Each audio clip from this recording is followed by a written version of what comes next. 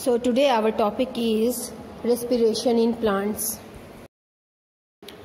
Respiration is of two types, aerobic and anaerobic. Aerobic respiration. In this type of respiration, oxygen is utilized. As a result, the complete oxidation of glucose takes place and maximum amount of energy is released. Respiration can be represented by the following equation.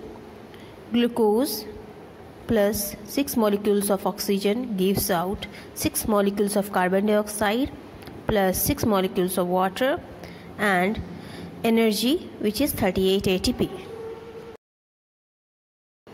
Anaerobic respiration involves 3 stages: glycolysis, Krebs cycle and ETS. So these events are associated with glycolysis that occurs in the cytoplasm, and events that occurs with the Krebs cycle and ETS takes place in the mitochondria. Anaerobic respiration. In this type of respiration, food is oxidized in the absence of oxygen. In this case, incomplete oxidation of glucose results in release of lesser amount of energy. The process of anaerobic respiration can be represented by the following equation.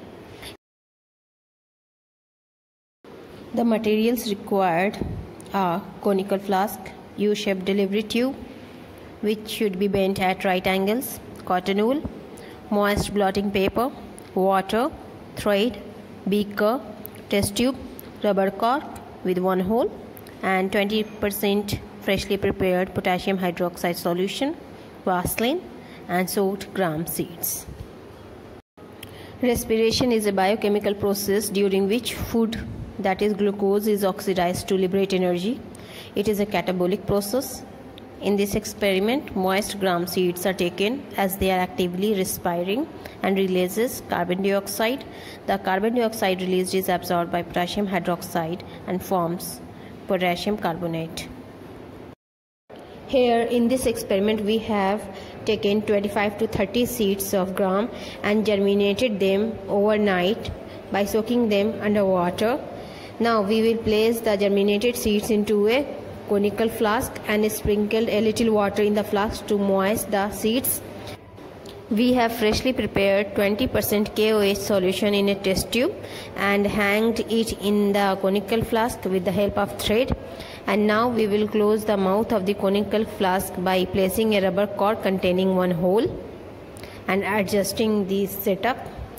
Through the hole of the rubber cork, we will insert one of the U-shaped glass delivery tube in the conical flask and place the other end into a beaker filled with water, and we have colored it with safranin. In the beaker we have taken 200 ml water and mixed safranin so that we can color it, and we will mark it. We will seal the mouth of the flask airtight and we will keep the apparatus undisturbed for 1 to 2 hours. After 2 hours, we observe that the level of water in the beaker rises from 200 ml. So we can say that germinated gram seeds in the conical flask releases carbon dioxide. So we can say that CO2 releases during respiration by the seeds. The CO2 released is absorbed by the potassium hydroxide that is present in the small test tube in the conical flask. This creates a vacuum in the conical flask which causes upward movement of water in the delivery tube, leading to the change in the level of water in the delivery tube. So in this experiment we cannot take boiled seed because boiled seeds do not respire and there will be no result whatever we want. So now from this experiment we can say that germinating seeds respire actively and produces carbon dioxide which is absorbed by potassium hydroxide solution. This creates a vacuum in the conical flask. The water level in the beaker rises from 200 ml and above that because the carbon dioxide given out by germinating seed is absorbed by potassium hydroxide and potassium carbonate is formed. This causes the water level to rise in the delivery tube.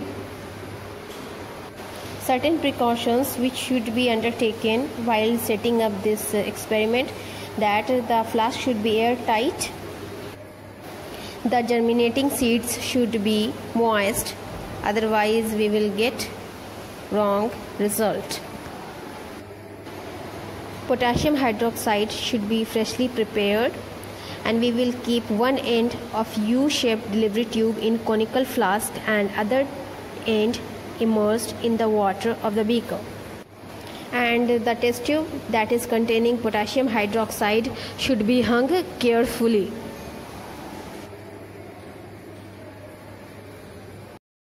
Thank you for watching this video.